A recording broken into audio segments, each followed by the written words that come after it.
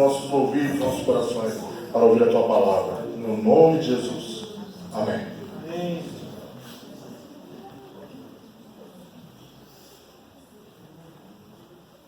Meus irmãos, a paz do Senhor. Amém. Eu quero louvar a Deus, agradecer a Deus pelo privilégio de estar com vocês, conhecer esta igreja maravilhosa, conhecer ao pastor Antônio Carlos, são simpático, abençoado de Deus. Prazer conhecer o pastor. E eu quero agradecer o privilégio de poder estar aqui, conhecer o pastor eu já estou profetizando.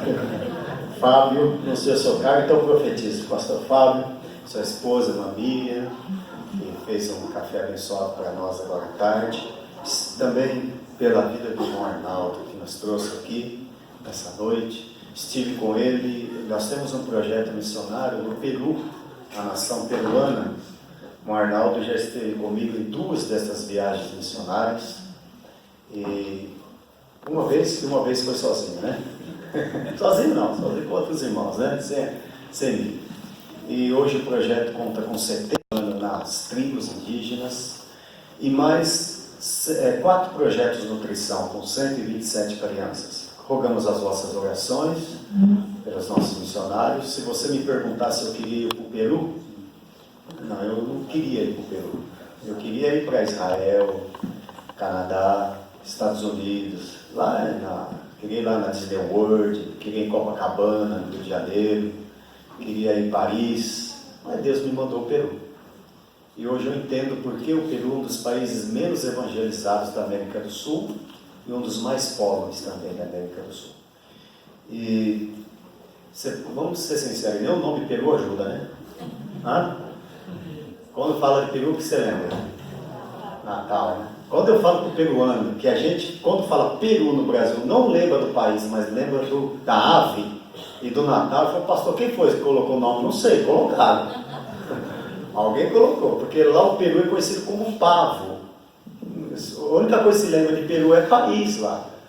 Nós temos um projeto, às vezes eu falo assim, qual é o e-mail, pastor? Diretor@projeto Peru. Projeto o quê? Peru, de país. Ah, tá. Porque a pessoa acha estranho, é Peru, ave, né?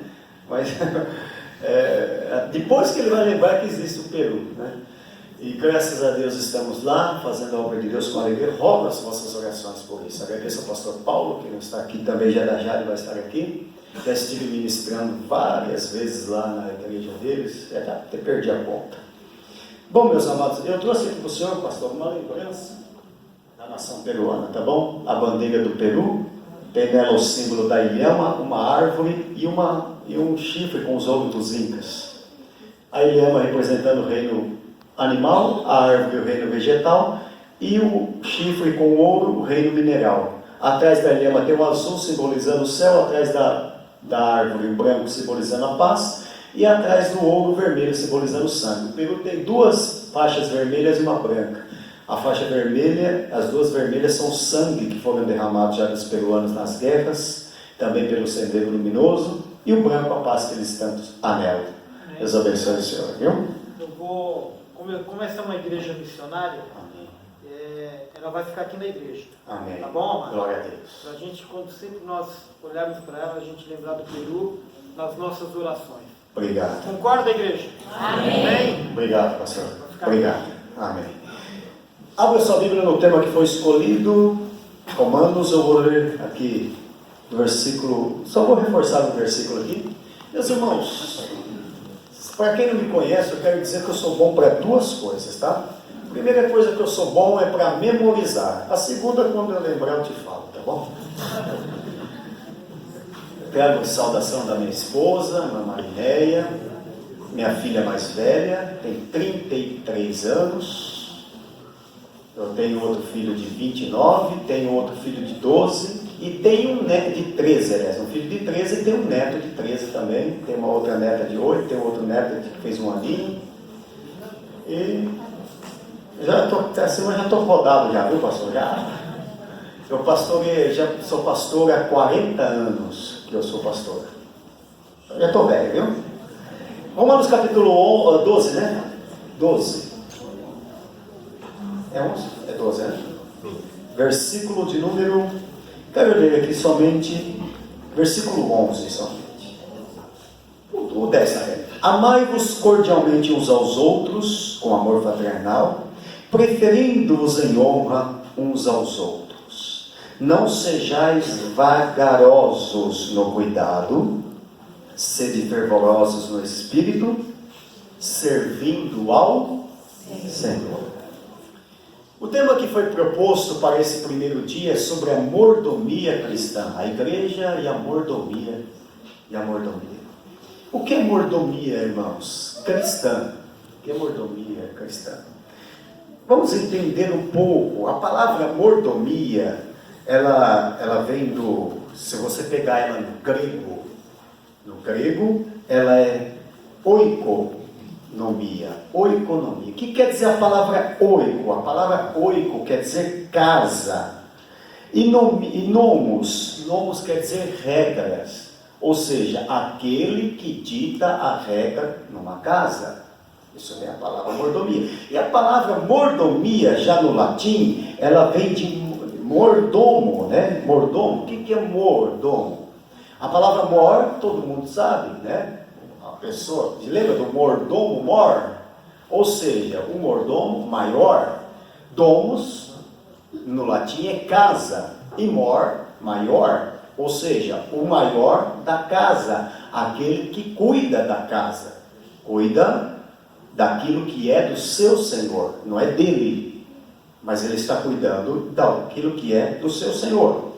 A mordomia cristã, ela está totalmente ligada à parte física cristã. Estou me referindo, a parte física não é só serviço, não é só trabalho, mas a parte física, sim, trabalho, mas também emocional e também espiritual da igreja. E nós vamos ver isso durante esse estudo. A mordomia aqui, irmãos, ela é meio avechaçada, ela tem um outro sentido para a nossa sociedade. Devido principalmente a Brasília, a pessoa, hoje você ouve muito falar assim, nossa, está na mordomia, hein? E aí, você está só na mordomia, já ouviu? Já ouviu alguém avisar? Mas não é esse o sentido de mordomia na Bíblia. O sentido é totalmente diferente do que aplicam hoje. Hoje tem um propósito no sentido de relaxar, de coisas folgadas, né? Mas o sentido bíblico é o sentido de compromisso, contrário ao que muitas pessoas acham. Aqui o sentido de um mordomo é aquele que administra as coisas do seu Senhor. Ele está administrando a coisa que não é sua. Então o maior mordomo, quem foi o maior mordomo que a história já conheceu? Você sabe quem é? Vamos abrir aí em Mateus 20, 28 e ler quem foi o maior mordomo que a história já conheceu? Se alguém até pudesse me ajudar e ler em alto e bom som o versículo de número 28 de Mateus 20, capítulo 20. Por favor. Tal como o Filho do Homem, que não veio para ser servido, mas para servir e dar a sua vida em resgate por muitos. O Filho do Homem não veio para ser servido, mas para servir. Então Jesus é o maior... nosso maior exemplo que nós temos de mordomia cristã. Ele mesmo disse que não veio, e ele era filho de Deus, ele era Senhor. Um dos grandes exemplos que Jesus deu sobre isso foi no dia da Santa Ceia. Lembra, Jesus estava realizando a ceia, e de repente Jesus levanta da mesa, ele cinge uma toalha sobre ele, ou seja, coloca uma toalha no seu ombro, e sai lavando os pés do discípulo. Por que Jesus fez isso? De quem era esta função? Esta função era do criado mais humilde da casa.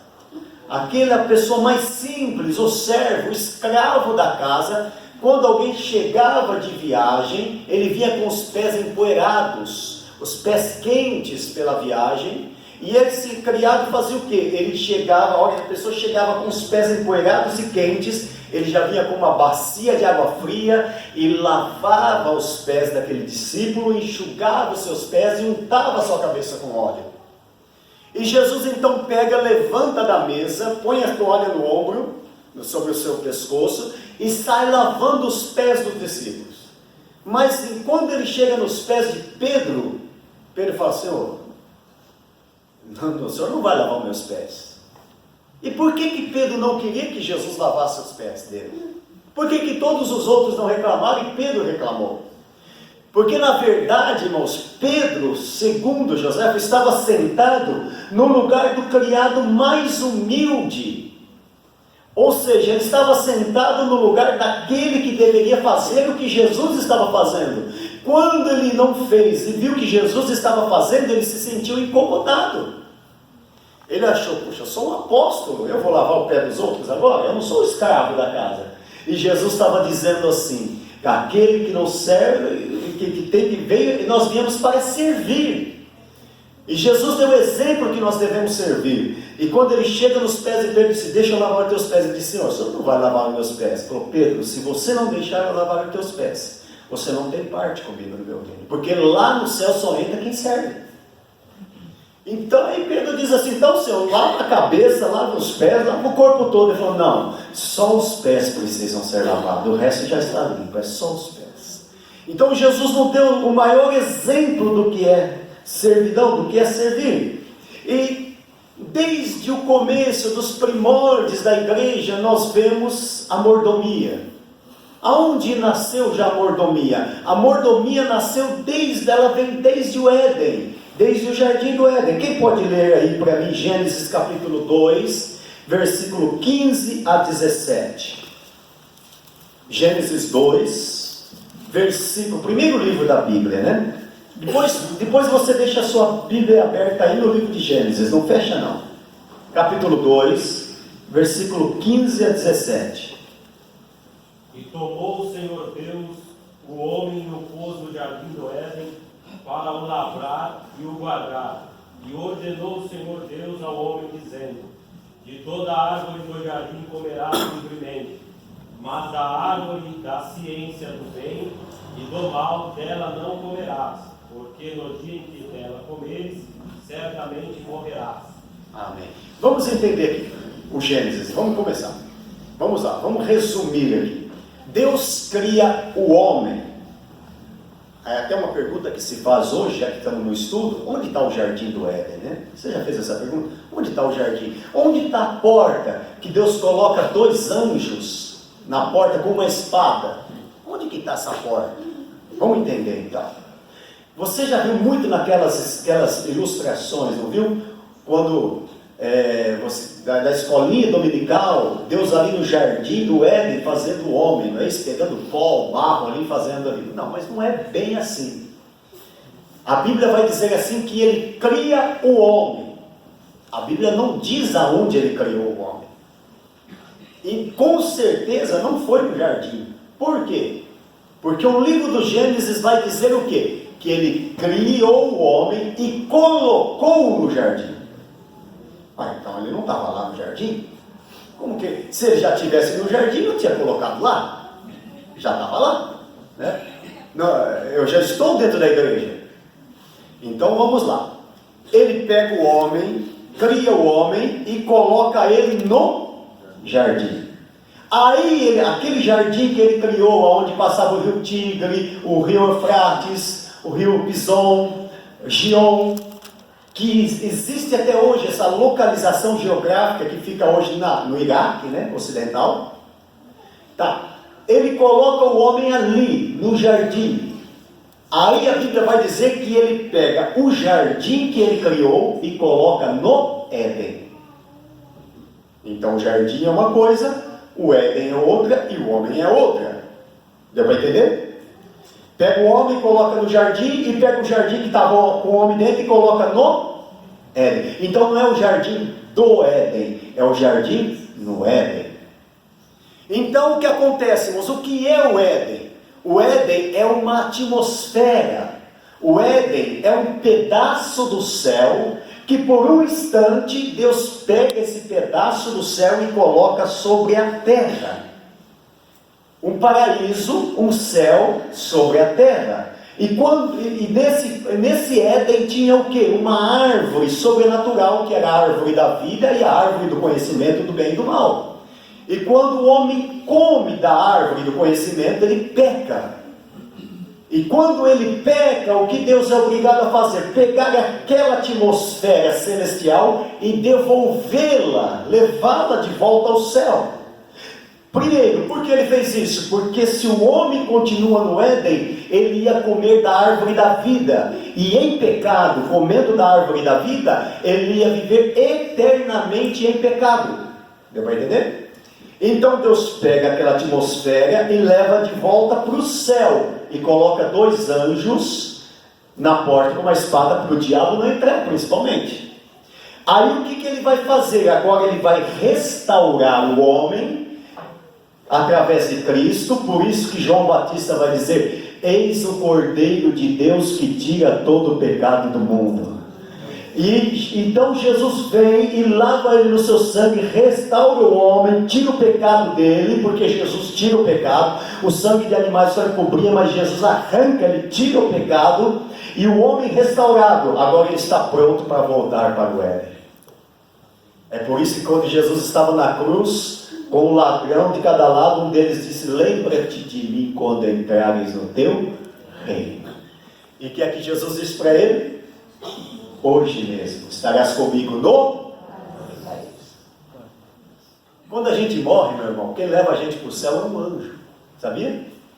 Sabia que é o anjo? Lázaro morreu, o anjo fez o quê? Levou Lázaro para o seio de Abraão, para o paraíso. Olha que coisa linda. A gente entra no céu com o anjo. Imagina Abraão entrando no céu com o anjo. Isaac entrou com o anjo. Concorda? Jacó entrou com o anjo. Isaías entrou com o anjo. Jeremias entrou com o anjo. Pedro, Tiago, João, André, Felipe, Bartolomeu entrou com o anjo. Moody, Lutero entraram com o anjo. Agora o ladrão entrou com quem? Hoje mesmo estarás comigo. Ou seja, eu mesmo vou te levar lá. Eu fico imaginando Abraão, isso aqui é coisa minha, pastor, não está na Bíblia não, mas é uma conjectura, né? A homilética, que é a arte de pregar, me dá o direito de conjecturar, desde que eu não faça dessa conjectura uma heresia. Eu fico imaginando Abraão, Isaac, Jacó no céu, falando: rapaz, entra um salvo lá, entra com o anjo, entra outro, entra com o anjo. Daqui a pouco chega um com Jesus. Isso aí deve ser importante. Olha aí, com Jesus, ele é importante. Eu vou botar na mordomia, calma aí, agora eu já estou aqui. Deixa eu acabar. Aí deve ser importante. Aí quando ele entra com Jesus, porque imagina, você chega aqui com o presidente da República, Jair Bolsonaro, o cara fala: isso é importante. Né? Chega aqui com o Donald Trump, fala: calma, quem é esse camarada aí? Né? E ele entra com Jesus. Eu acho que alguém deve ter perguntado assim: cara, deixa eu fazer uma pergunta para você. O que é que você fazia lá na terra, lá? Diga aí. O que você fazia? Você fazia o que lá? Isso é graça, meu irmão, isso é graça.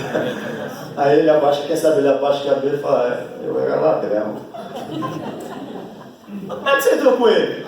Eu só fiz uma oração lá que não durou nem 10 segundos lá. Eu falei: lembra-te de mim quando entrares no teu reino. Isso é graça. Aleluia. Eu vou contar aqui na mordomia. Então, Deus coloca o homem, Adão, para cuidar do jardim. Né? Adão deu nome para os animais. Adão cuidava do jardim, cultivava o jardim. A mordomia cristã, ele cuidava daquilo que é de Deus. Né? Aí, depois que Adão deu nome para todos os animais, para tudo, aí ele faz a mulher. Tem gente por aí que é maldoso e fala que era para a mulher não dar palpite, irmão. Deixa ele dar nome primeiro e depois fala a mulher, porque senão a mulher vai dar palpite, ele vai dizer que boi não é boi, que não, tinha que ser outro nome, a vaca tinha que ter outro nome, mas não, Mas ele faz o homem. Olha o que me chama a atenção, falando de mordomia, ele é o nosso Senhor, não é? E nós somos os seus servos. Estamos cuidando daquilo que é dele. Como Adão foi colocado no jardim para cuidar, para cultivar, para lavrar a terra, cuidar daquilo que Deus deu para ele. Mas eu falei para você ficar aberto aí no Gênesis. Olha por quê. Abre em Gênesis capítulo 1. Veja como a Bíblia é linda, ela é maravilhosa. como é gostoso estudar a palavra de Deus, não é? Cada dia a gente aprende uma coisa diferente. Olha, veja o que diz o versículo 1. Vai me acompanhando, vê se você consegue me acompanhar. Versículo 1. No princípio criou Deus. Criou quem? Você notou que não fala Senhor Deus? Fala criou? Guarda isso. Ó, versículo 1. Criou Deus. Versículo 3. Versículo 3 diz o quê? E disse... Disse quem? Deus. Versículo de número 5. E Deus chamou a luz. Versículo 7 diz o quê? E fez? Deus. Versículo de número 9. E disse? Deus. Versículo 11. Disse? Deus. Versículo de número 12. E viu Deus. No finalzinho aí. E viu Deus. Versículo de número 16. E fez? Deus. Versículo 17. E versículo 21, criou. Versículo 22, e Deus abençoou. Versículo 24, e disse. Versículo 25, e fez. Versículo 26, e disse. Versículo 27, e criou. Versículo 29, e disse. Versículo 30, e viu. Agora, vamos ver daqui para frente. Olha o que diz agora no versículo de número 5. No final dele aí, ó, que porque ainda fez o Senhor Deus. Versículo 7, e formou o Senhor. Não é mais Deus? É o? Por que mudou? Mas mudou mesmo, pastor? Mudou, quer ver? Ó, versículo 7, formou o Senhor Deus.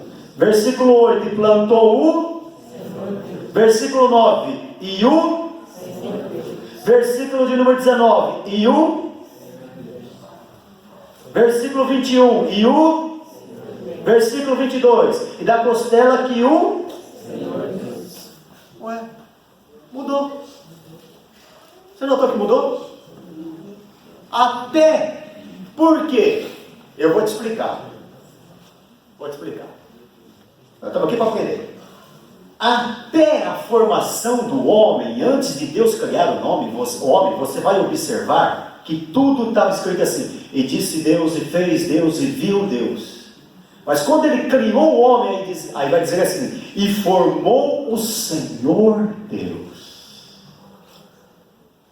E plantou o Senhor Deus, e fez brotar o Senhor Deus. Por quê?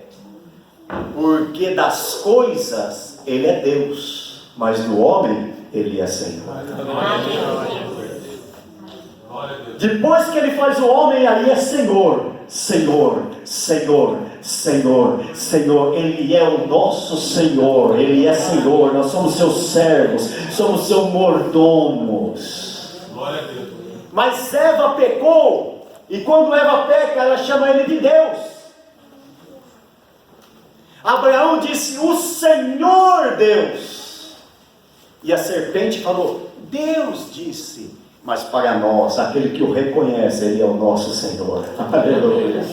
Ele é o teu Senhor, ele é o meu Senhor, ele é o nosso Senhor. E a função dos mordomos, qual era? Pastor, mas tem mais algum exemplo de mordomia? Tem muito, irmão. Na Bíblia tem.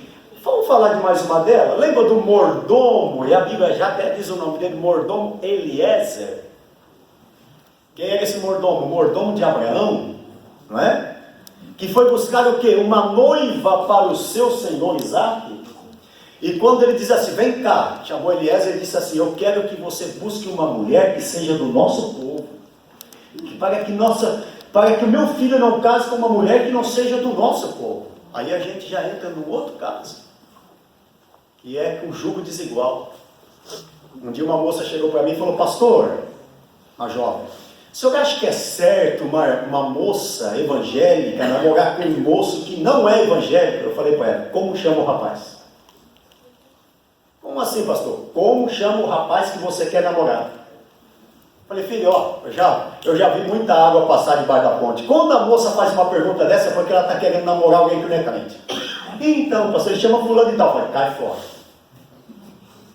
Cai fora. Porque isso aí, irmãos, é como um peixe casar com um pássaro. Onde os dois vão viver? Não dá certo. E aí, então vamos lá. E ele falou, você vai lá e busca uma mulher que é do nosso povo. E a Bíblia vai dizer que Abraão coloca a mão na coxa. Né? Entre as coxas de... Na verdade, ele colocou justamente, desculpa aqui, mas não tem outro jeito de explicar isso. Abraão coloca a mão no... Eliezer, Deus faz ele colocar a mão no seu órgão genital.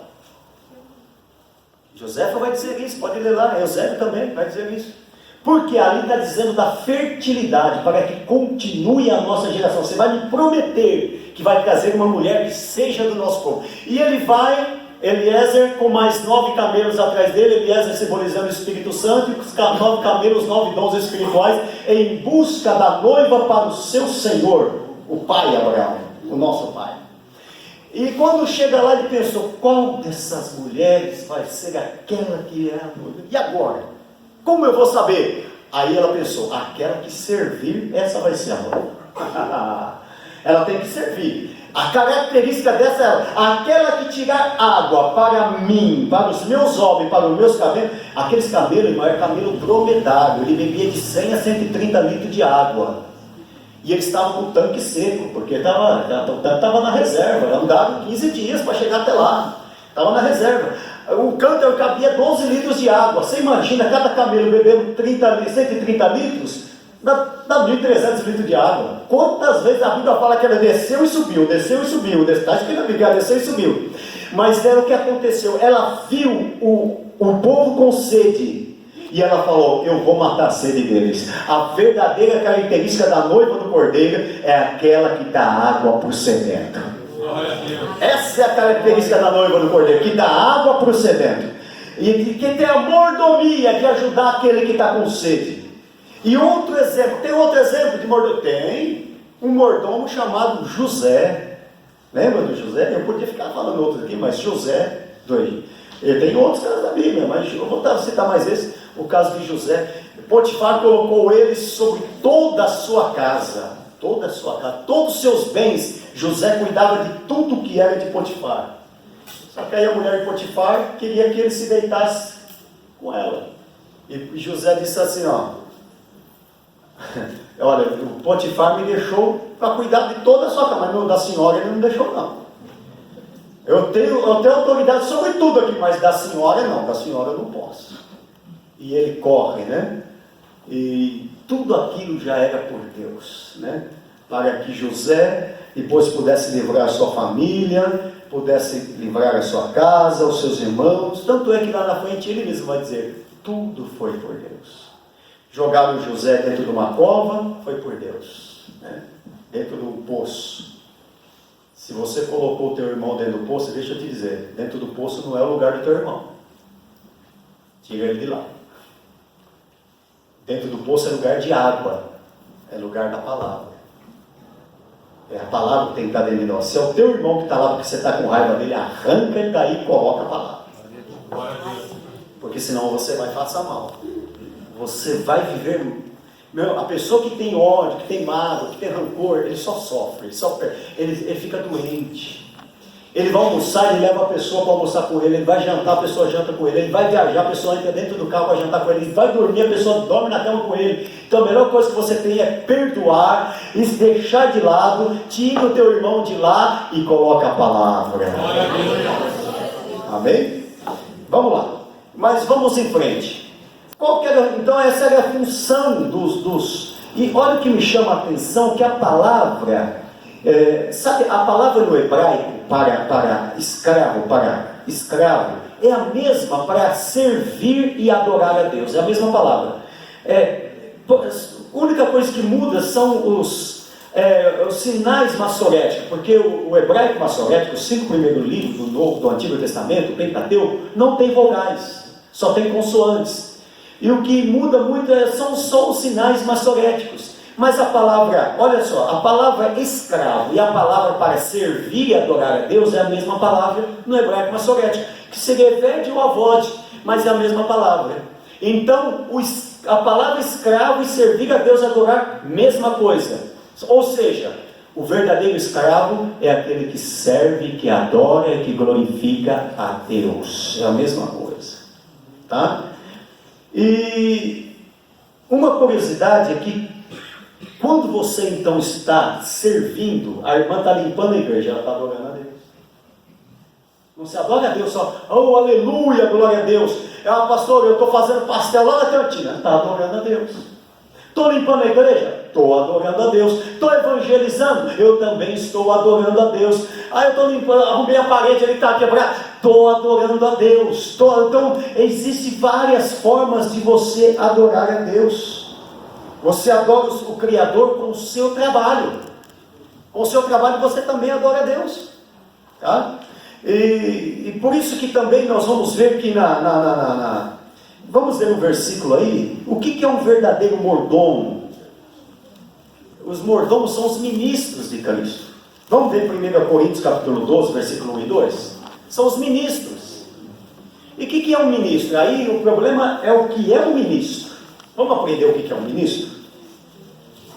Quem quer ser ministro aí? Alguém gostaria de ser um ministro da casa de Deus? Glória a Deus. A Bíblia fala que quem deseja episcopado, excelente obra deseja. Vamos lá. Pastor, eu queria muito ser um ministro. Pronto, está aí a sua oportunidade. Quem pode ler? Primeiro.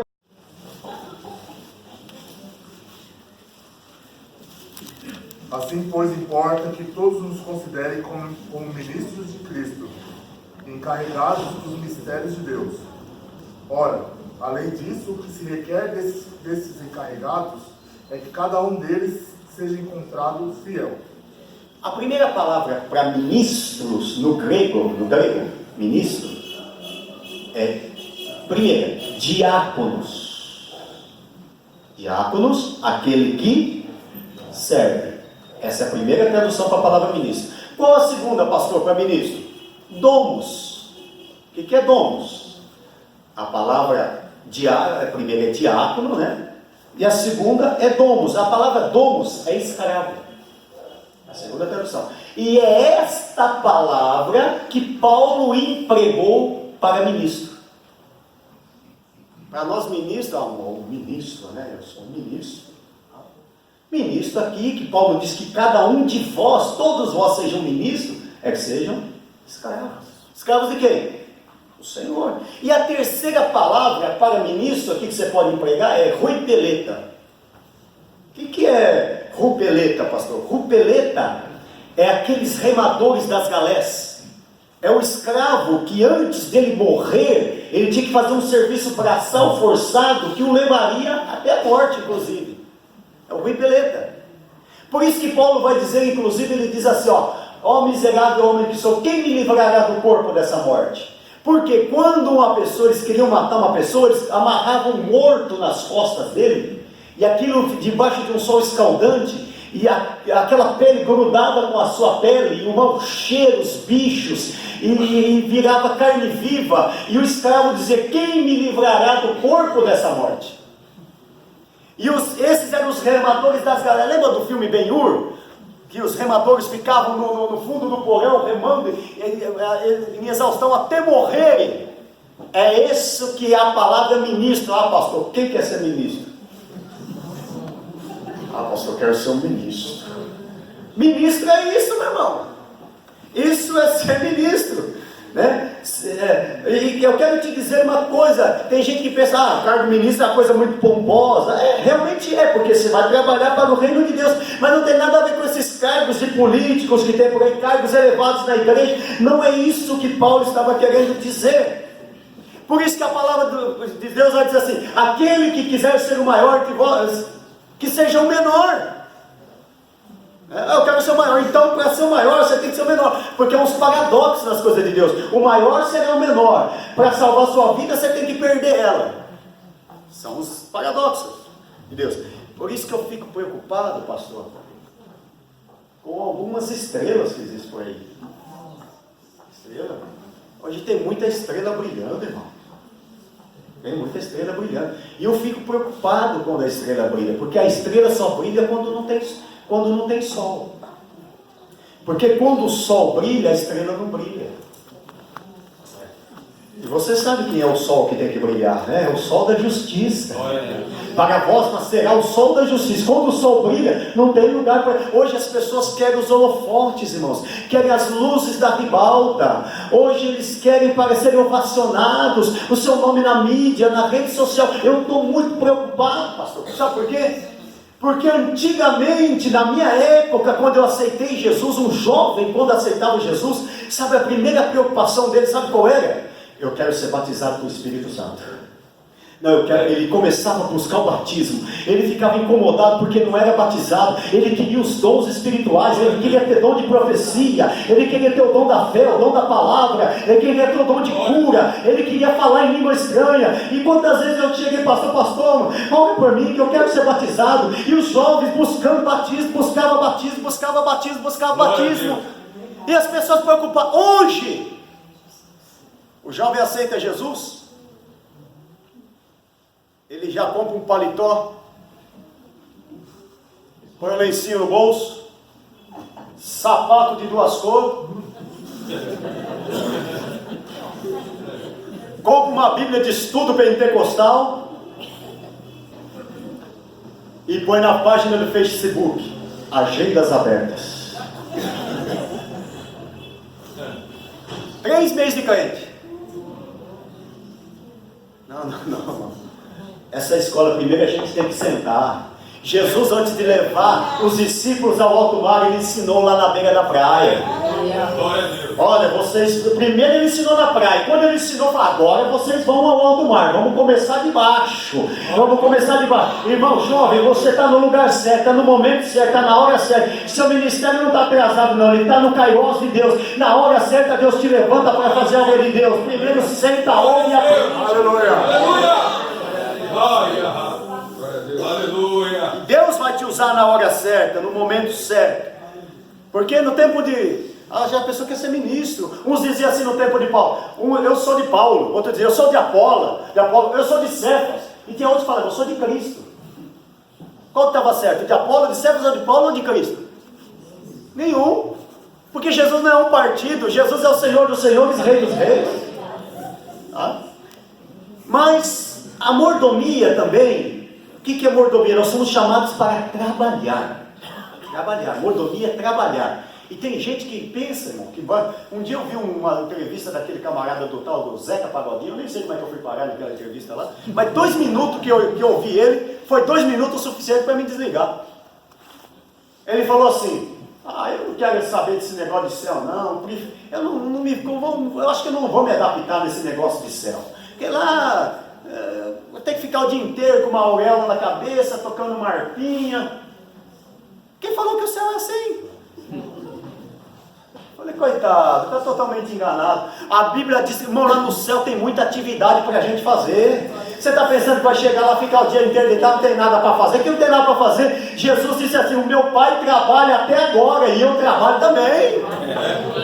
A diferença é que a gente não vai cansar, mas já tem muita coisa para fazer. Se você está pensando que vai para o céu para ficar lá, de barriga para cima, deitar de ver esses planos, não senhor, céu é lugar de trabalhar. Então vai se acostumando aqui.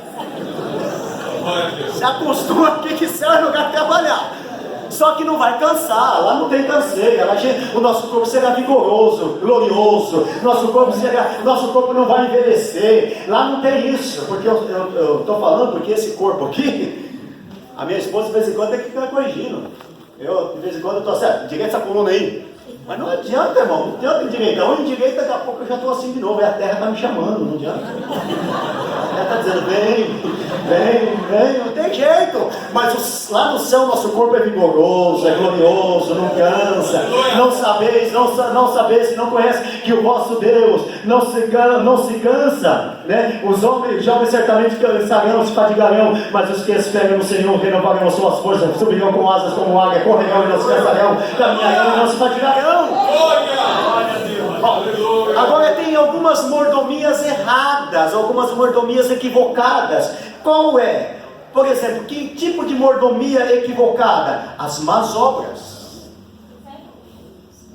Porque tem pessoas, eu estava comentando com o pastor Fábio, tem pessoas hoje fazendo a coisa certa, mas com a motivação errada. Ele até faz o certo, mas a motivação está errada. Tem Pessoa que às vezes ele vai doar um negócio para a igreja, vou doar para a igreja. Licença. Vou doar isso aqui para a igreja. Ah, a igreja está cheia, está cheia. Pastor? Vai ser outro. Trouxe para a igreja, viu? Tira uma selfie, irmão. Ó, fui eu que trouxe, viu? Fui eu que trouxe. Tá? Para a igreja aqui, para ajudar aqui na obra, tá bom? Pastor, esquece de falar que fui eu, tá? As pessoas estão até fazendo a coisa certa, irmãos. Mas a motivação é errada. Caim fez o certo, não fez? Mas a motivação de Caim estava errada. Ele até ofereceu. Por quê? Porque tem gente que fala que Deus aceitou a oferta de Abel e Deus não aceitou de Caim porque de Abel tinha sangue e a de Caim não. Para com isso. Deus tinha alguma coisa contra melancia, abóbora, melão? Se você tem alguma coisa contra, você tem, leva lá em casa que eu como. Ele ofereceu o que ele tinha para o pagador: abóbora, melão, melancia, tal.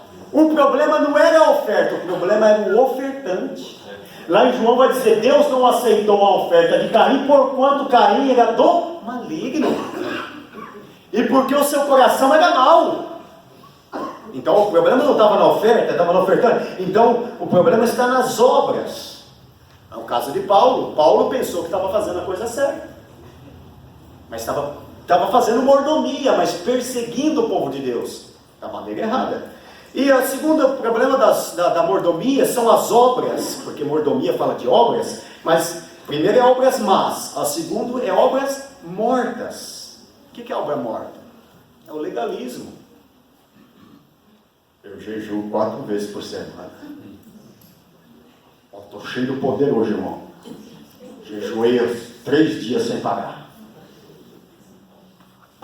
É o legalismo. Orei 3 horas ontem. 3 horas, pastor. Ontem eu orei da meia-noite às 3 da manhã. Estou cheio do fogo. É como se fosse porque ele orou que Deus vai derramar fogo. Deus só usa você porque ele quer usar, mas não é porque você é melhor. Tá? E a gente às vezes quer mostrar para os outros, é o legalismo, que nós somos mais espirituais, que nós somos mais santos. Olha, Freud disse muita coisa errada, muita coisa, Freud. Mas uma coisa ele disse, e eu dou razão para ele. O que ele disse? Ele disse? Quando você quer mostrar alguma força, quando você quer demonstrar alguma força, alguma coisa, isso significa que você é exatamente o contrário daquilo que você está tentando mostrar. Porque quem é santo não precisa mostrar que ele é santo, ele é. Ele não precisa mostrar que ele é santo. Quem é humilde não precisa mostrar que ele é humilde, ele é humilde. Um dia o irmão chegou para mim e falou: pastor, o que o senhor acha? Eu sou humilde ou não? De tantos irmãos falar que ele era humilde, os irmãos falaram: nossa, aquele irmão é humilde, aquele irmão. Ele chegou para mim e falou: o senhor acha que eu sou humilde ou não? Eu falei: faz um risco no chão, você passar de baixo é sinal de... Ô patrão, tá vendo? Você não é humilde para aceitar. Falei para ele. Então está na sua essência, você não precisa fazer. Quando você fica mostrando, isso é obra morta. E qual a terceira de obra que Deus não aceita? Primeiro é obras más, segundo é obras mortas, terceiro é as obras inconsistentes. A Bíblia vai dizer assim, que as obras de um são ouro, pratas e pedras preciosas. A de outro e também feno, palha e madeira. Taca fogo na prata, no ouro e na pedra preciosa, ela brilha mais ainda. Taca fogo no feno, na palha, não sobra nada, meu irmão. Sobra nada. Entendeu? Então, o importante não é só fazer obra, a obra tem que ser boa. Não é só um fruto. A Bíblia fala: dai frutos bons. A Bíblia vai dizer: dai frutos bons. Então, como tem que ser o nosso serviço? O nosso serviço como mordomo, estou falando de mordomia, primeiro tem que ser obras de qualidade. Tem que ter qualidade, não pode ser de qualquer maneira. Ah, irmãos, eu não ensaiei, mas eu vou cantar para Jesus. Então nem vai nem cantar. devia nem cantar, não ensaiou, aí chega lá, começa de novo, irmão. Outro dia eu vi o irmão lá, irmãos, eu não tive tempo de ensaiar, mas vou cantar para Jesus. Aí começou, parou no meio, começou de novo, estava quase acabando, ele pediu para começar de novo. A nossa obra tem que ter qualidade, meu irmão. Certo? No mundo não é assim, ué. E outra coisa, a nossa obra tem que ter quantidade. Faz, mas faz pouco. Aí não adianta também. Tem que fazer bastante. A Bíblia vai dizer em 1 Coríntios 15:58, sede firmes, constantes e abundantes na obra do Senhor. E a terceira obra tem que ser que atendam à demanda da necessidade. De repente o pastor está aqui no culto, aquele culto está chovendo, está fazendo frio, vem pouco irmão na igreja. E o pastor separa alguém para presbítero.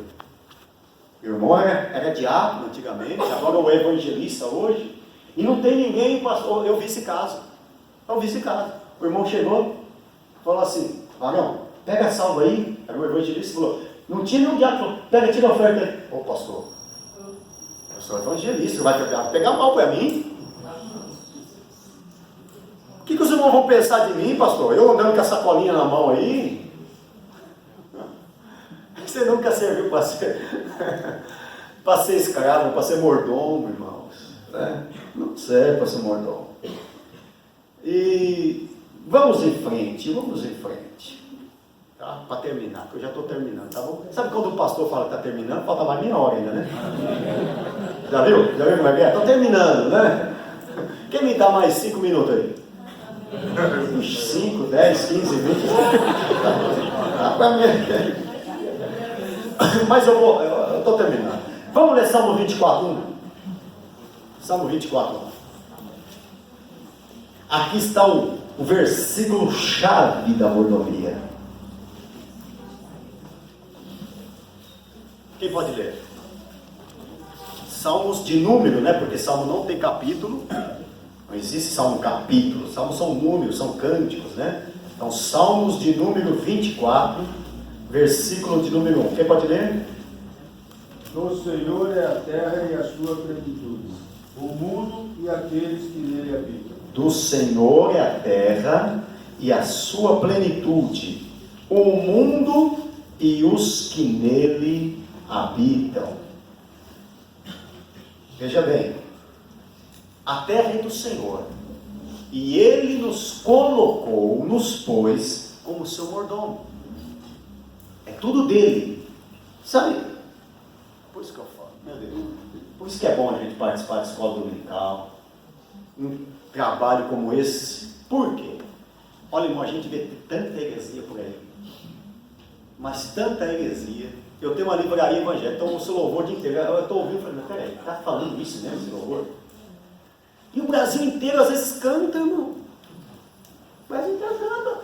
Mas como é que pode dizer? E o povo canta como se aquilo fosse falta de Bíblia. Aqui está dizendo, vamos lá. Do Senhor é a terra, a sua plenitude, o mundo e os que nele habitam. Tudo que existe é de Deus. Para me chegar lá, primeiro deixa eu dizer aqui mundo. Pega a palavra mundo. Primeiro a gente tem que entender que mundo é esse que está falando. Existem 4 tipos de mundo na Bíblia, tá? 4. Primeiro tipo de mundo, mundo cósmico. O que é o mundo cósmico?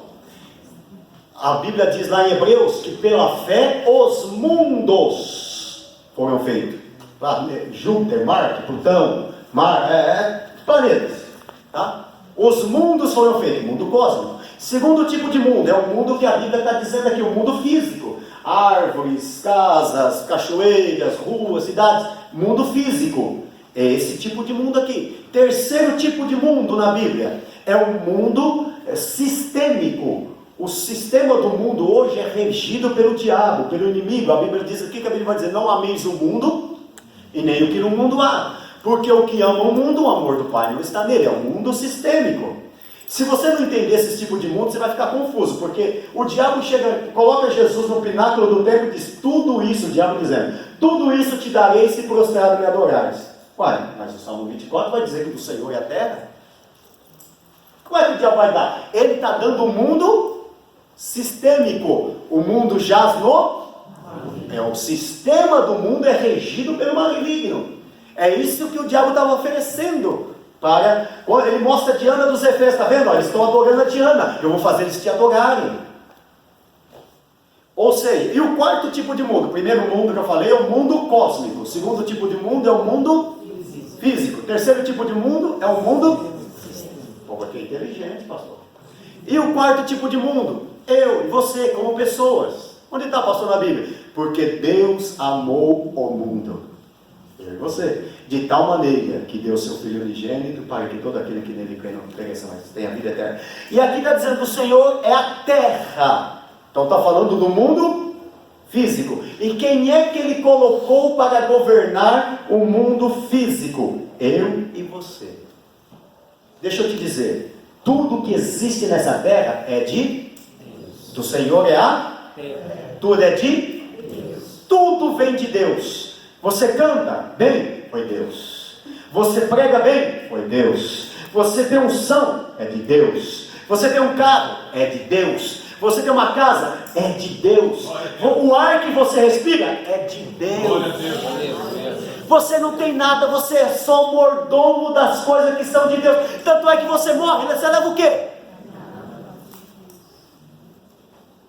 Nem gaveta tem no caixão, meu irmão. A roupa que você usa depois que você morre, não é nem você que escolhe. Você não leva nada.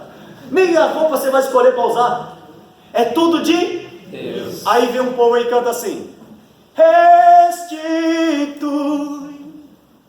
eu quero de volta o que é meu. De quem? Meu?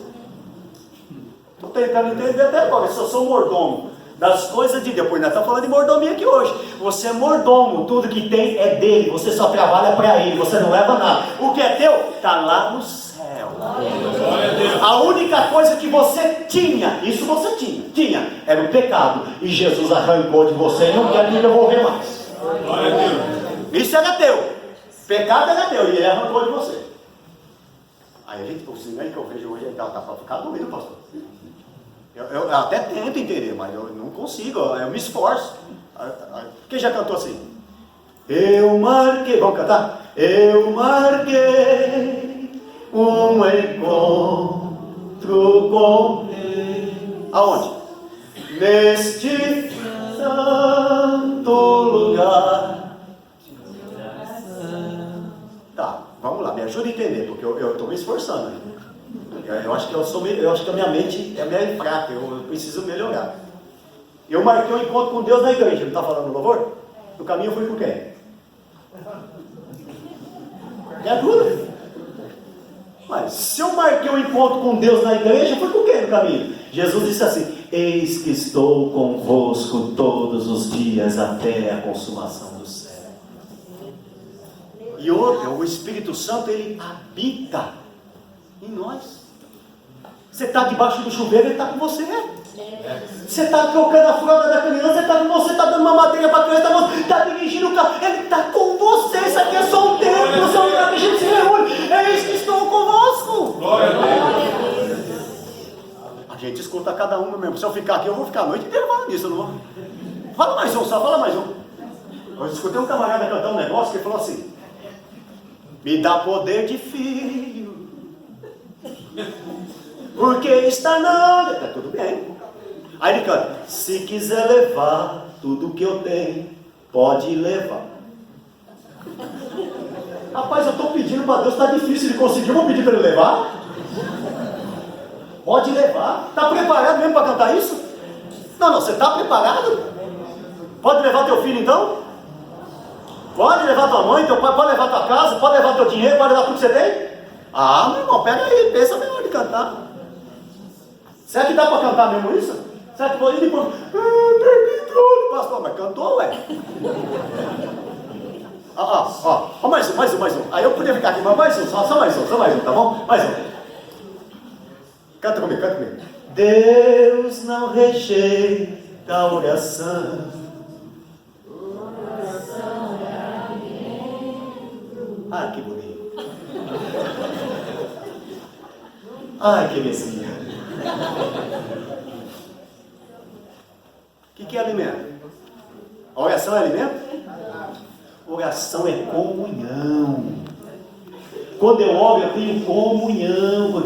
Alimento é palavra.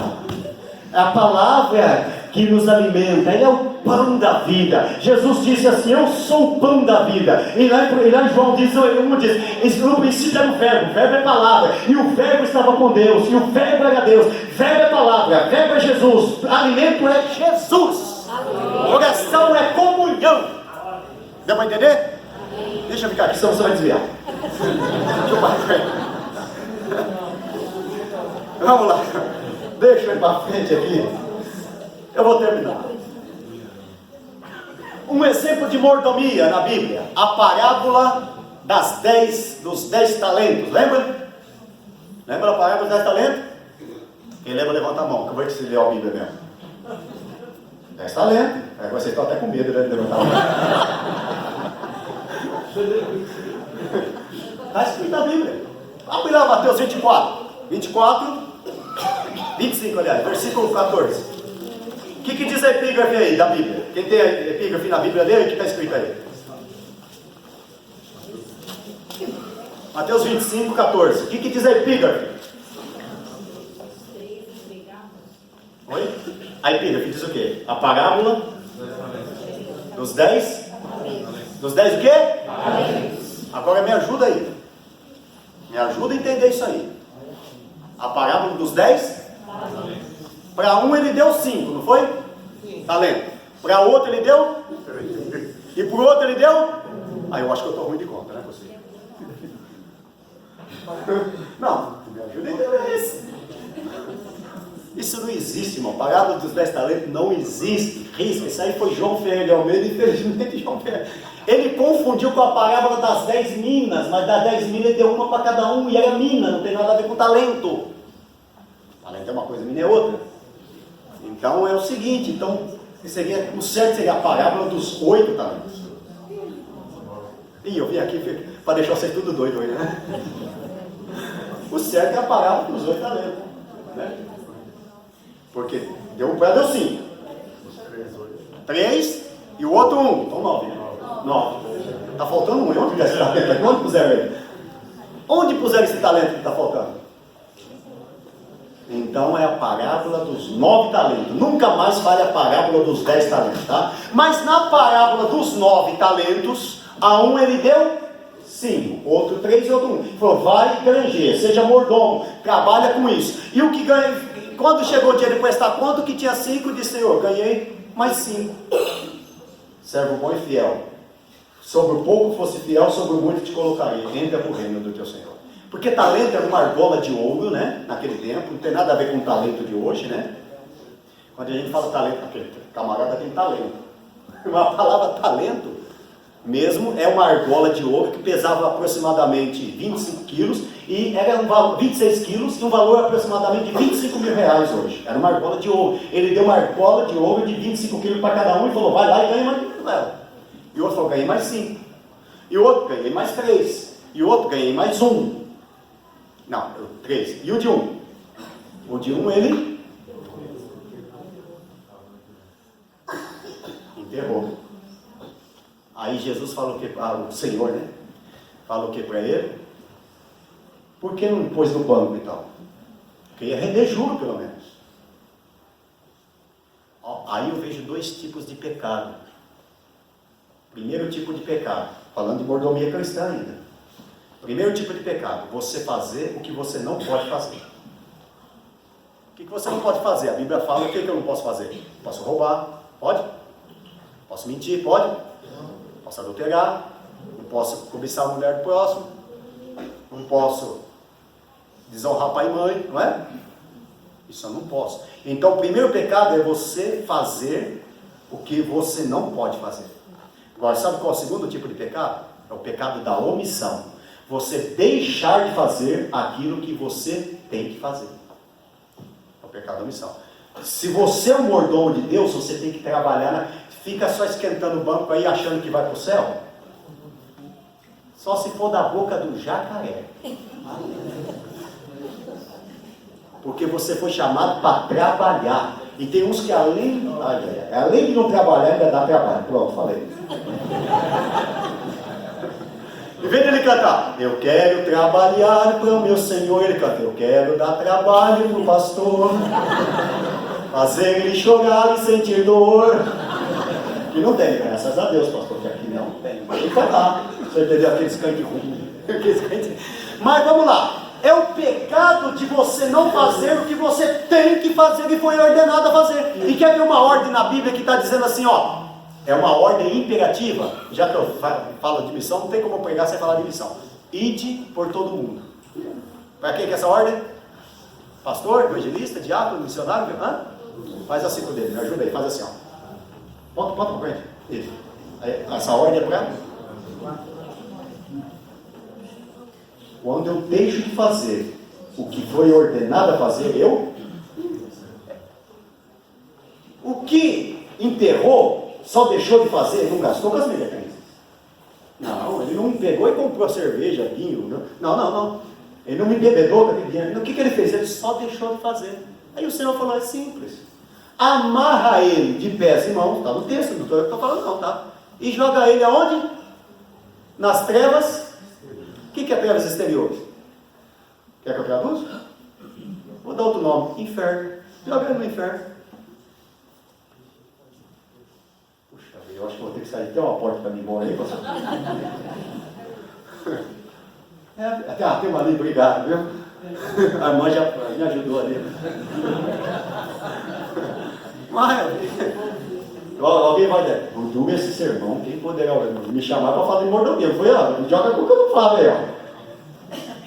Então, quando você deixa de fazer aquilo que foi ordenado fazer, você peca.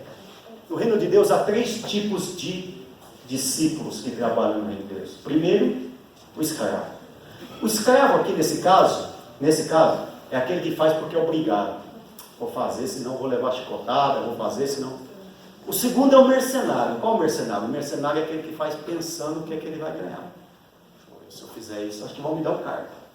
Se eu fizer isso, se eu for pregar, acho que eles vão me dar uma oferta. Terceiro é o filho. O filho faz porque ele ama. Ele ama o pai. Eu termino agora porque a hora já mandou parar. Se deixar, eu fico aqui até a meia-noite. Eu estou cheio de Deus aqui, irmão. Se deixar, eu vou até 5 da manhã. E não diz um amém, não, que se falar um amém, eu já vou mais meia hora. Mas eu vou contar a história, terminando contando a história do irmão Antônio. Parentando em crente, vou contar a história do irmão Antônio. Cooperador Antônio. O cooperador Antônio, com 70 e poucos. Aí o irmão olhou e falou, coitado. 52 anos, só fica aí na porta, parecendo um leão de chácara, né?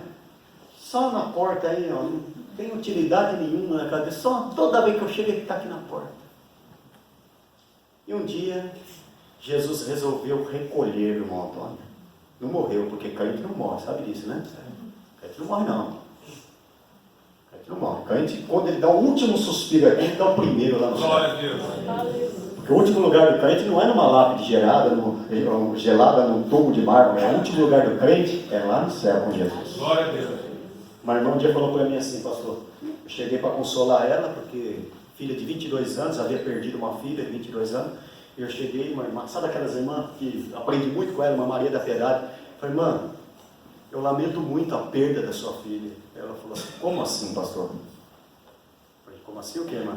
A perda da tua filha? Mas como assim a perda? Mas a filha estava dentro do caixão. Eu falei, não, sua filha, a senhora não morreu? Eu falei, a senhora não perdeu sua filha? Eu falei, não, pastor. Quem perde não sabe onde está. Eu sei aonde ela está. Eu não perdi nada, eu só me distanciei dela um pouco. Daqui a pouquinho eu estou lá no céu com ela. Glória a Deus. Aleluia. Isso é fé, meu irmão. Isso é fé, isso é confiança, isso é convicção no Deus que você serve. Porque tem uns crentes aí, morre o pai.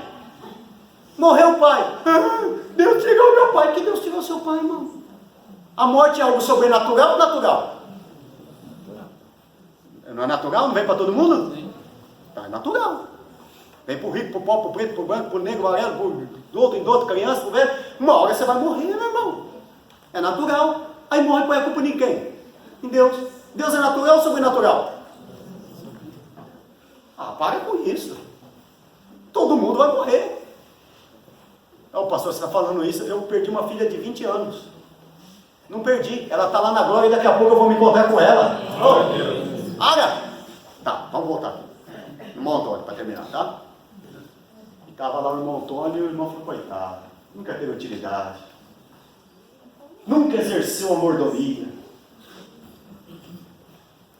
Aí o irmão Antônio vai para a glória, para o céu. Foi para o céu. Eu termino agora. Foi para o céu. Eu cheguei para a igreja, era o pastor da igreja, cheguei lá, a igreja fechada. Nunca tinha acontecido isso. A igreja fechada. Fechada a igreja, os irmãos pularam de fora, meu irmão, peraí, quem que abre a igreja? Aí foi procurar quem era? Quem era? O irmão Antônio. Era o irmão Antônio. Aí, irmãos, o irmão veio reclamar para mim e falou, pastor, não tem papel higiênico no banheiro. Eu falei, quem é que coloca papel higiênico no banheiro? Quem que era? Acabou a água do galão. E não tinha mais os galões tudo seco lá, não tinha água lá. Eu falei, peraí, irmãos, quem é que põe água aqui no galão? Quem que era? Os bancos da igreja bagunçados, tinha meus diabos, falou, ó, o banco da igreja nunca teve bagunçado. Por que está bagunçado agora? Quem é que arruma esses bancos? Era o irmão? Eu fui dobrar o joelho para orar, saí com o joelho tudo sujo de terra. Falei, vem cá, fechei meus diabos, falei, a igreja nunca teve suja assim. Quem é que limpava essa igreja? Quem que era? Uma das piores foi quando foi acontecer a Santa Ceia. Não tinha pão e não tinha um vinho. Já viu servir ceia sem pão e sem vinho? Foi, cadê o pão e o vinho? Quem é que trazia o pão e o vinho? Quem que era? O que o irmão Antônio ninguém via, mas o Senhor via. O que o irmão Antônio fazia, ninguém percebeu, mas o Senhor estava vendo. Ele exercia a mordomia cristã, ninguém via, mas ele estava lá exercendo a mordomia cristã como um verdadeiro servo de Deus. E o galardão está com Deus lá na glória, guardado para ele. Amém? Glória a Deus. Glória a Deus. Posso fazer uma oração, senhor permite?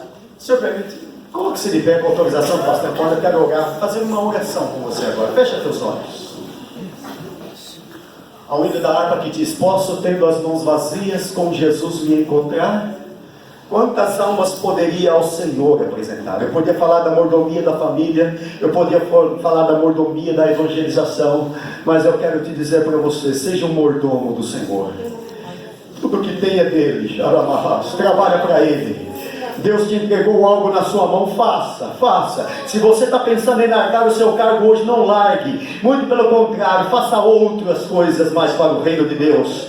Porque não podemos chegar diante de Deus em mãos vazias. Pede agora que Ele te use. Pede, vai pedindo aí, vai orando. Pai querido, santo e glorioso, usa os teus filhos ainda mais do que o Senhor já tem usado. Eu sei que o Senhor tem usado muito dos teus filhos aqui nesta casa. E eu vou te pedir, aqueles que estão parados, enferrujados, aqueles que estão, Senhor, estagnados, aqueles que estão estacionados, agora usa, Senhor. Usa como um farol que brilha à noite. Usa como ponte sobre as águas, como abrigo no deserto, como flecha que acerta o alvo, Senhor Deus. Queremos ser usados, ó Deus, para a mordomia cristã, usados como instrumentos nas suas mãos para o teu reino, para a tua casa. Oh meu Deus, é o que eu te peço em um nome glorioso e bendito de nosso Senhor e Salvador Jesus Cristo. Amém. Glória a Deus.